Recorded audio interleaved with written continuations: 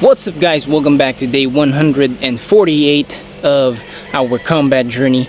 And actually today I'm filming inside this woods. Well, you always see me with the woods in the background, but it's actually just, on the side of the road. If you're gonna see, let me just show you a little bit and fix the lighting here. There, you can see that there are some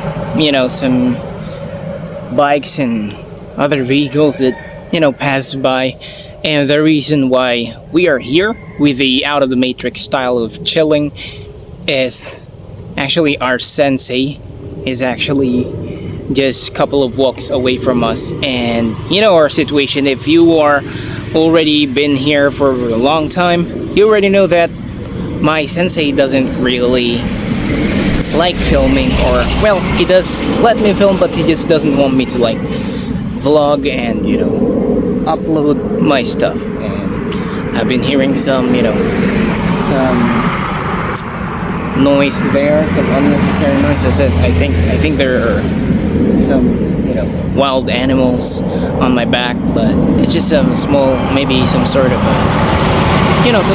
wild cat, but it's just a small, it's just big as a rabbit, so it'll be alright, So anyways, back to the actual topic. So today we came back to the Kyokushin karate, and it's been a while, if you're gonna notice, because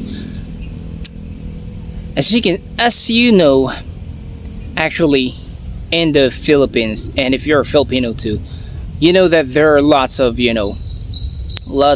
typhoon that comes during Burr months, from September to December. Well, actually it starts at August or July, maybe June, but there's always a rainy season, for 6 months, and it's part of people's life here to deal with typhoon and rain. So it's not much of a some sort of a panicking type of situation that you should deal with, but everyone's already expecting that there's typhoons and stuff. It's just it affects our daily lives and all that, and it affects our training actually. Because in Kyokushin karate, as you can see in the films that that I upload, the thing is, Sensei loves to do Kyokushin or martial art in outdoors. He doesn't want to do that. Oh my god, my feet is already itching. I'm not used to the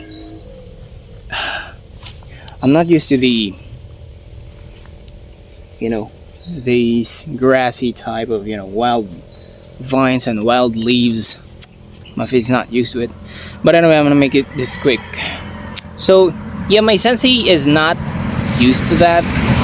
He always does martial art on the outside, some outdoor type of training, and he always try to we have an area for training indoor, but he always do it on the outside. And part of it maybe because so that people could see that we're training, and it's all part of marketing stuff and all that, and people are gonna be watching and gonna be interested. But so that's the case. And also a lot of student too doesn't really want to train when it's raining. Part of people's excuse here is because it rains, and it has been my excuse now too. But even still, even if our Kyokushin karate gets suspended all the time, the thing is, we did get to go to the gym to do kickboxing and boxing, and we have more time to focus more on improving our striking in general, and expanding our horizon, and trying to be more be more wise and be more more of a learner. is what I'm trying to say. And it's a pretty good, you know, opportunity to have. And well, the good thing is we're back. The thing about Kyokushin karate or martial arts in general, whether it's taekwondo or any other martial art, you know, and in my own opinion, boxing is an art too. But you know, the traditional martial art thing, if you have a base martial art, I think you should also do train in that art too, especially when you're like super busy, because martial art is, you know, martial art session is just, you know, not very demanding when it comes to time.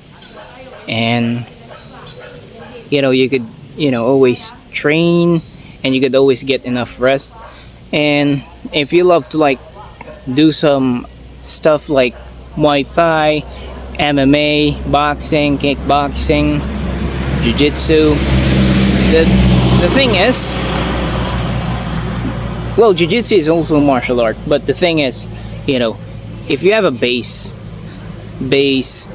traditional martial art, or even if it's not traditional anymore, it's just any martial art, you know, and you're already like training into like art of professional fighting, because that is different. And when it comes to like volumes and intensity of training, martial art is pretty good, because in a world of, you know,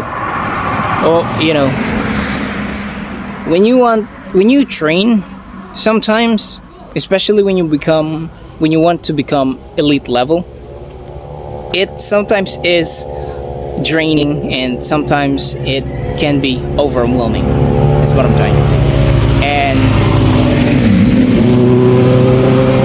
I know that there are lots of people out there that, you know, it goes insane, and you know, a lot of things happen. Some of them quit, and I've seen people quit too.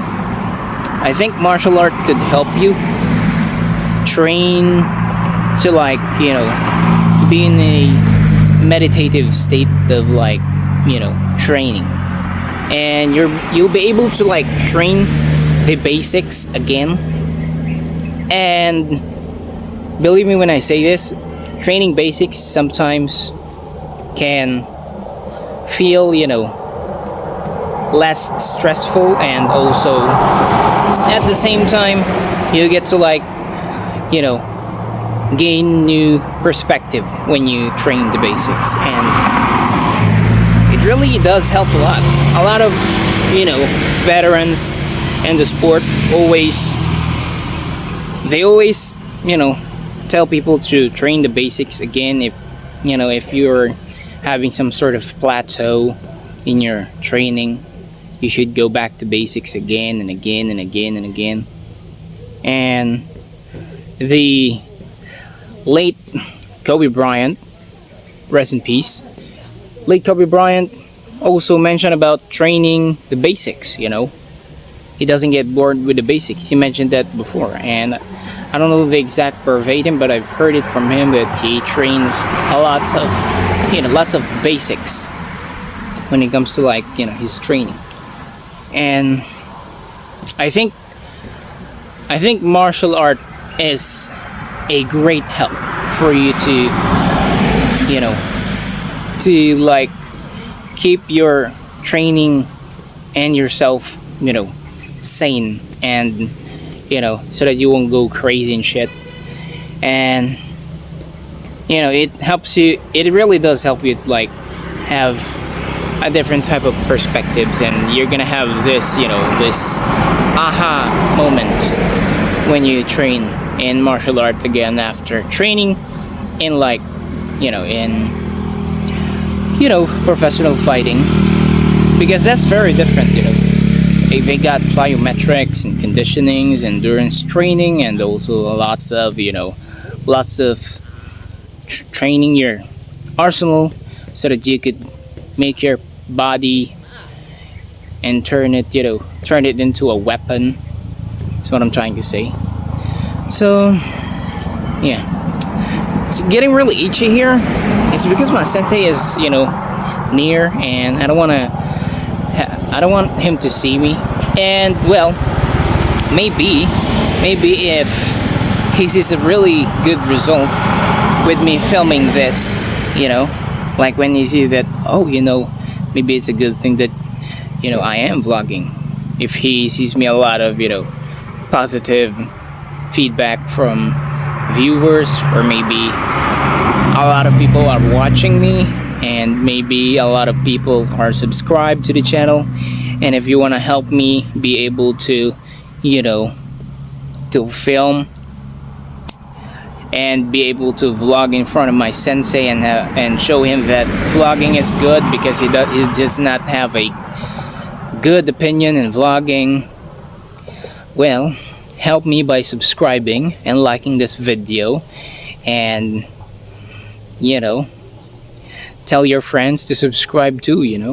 Help me out, guys, so that I could film even if my sensei is around. The thing is, and I want to tell you why is it important that I don't get to offend my sensei in some sort. Here's the thing. If you read 48 Laws of Power, it was mentioned there that you shouldn't be more, you shouldn't outshine the master. I don't know the exact words that was written there, but you shouldn't outshine the master, And part of the explanation there is that don't make your master feel, or whoever is in the head, the head of the room, feel like you're superior to them, or in my case, let's say that, I'm my sensei doesn't have a very good, opinion when it comes to vlogging, and I vlogged it regardless when he was, training. It's not gonna have a very good effect, he's gonna feel disrespected, and that's why we need to, film in secret, and and also part of it, why am I, I'm not risking my relationship with my sensei, is because my sensei is my uncle. We have the same blood. He's the brother of my dad, my biological father. So he's my uncle, and I don't want to have some sort of bad blood when it comes to family. And some of the people might say, oh, your uncle might not mind it because he's your uncle anyway. The thing is, my uncle is already old, and he's quite sensitive. If you see a lot of old people, they're quite sensitive, and they take everything to heart, and they take everything personal, so I don't want to be rude to my sensei, and all that. And I like this type of relationship with my sensei, so help me out, guys. Subscribe. Let's have a very good result when it comes to me filming this, so that my sensei would be convinced that I should film this, even if he is around and all that. Anyway, I'll see you on day 149. For now, I'm out.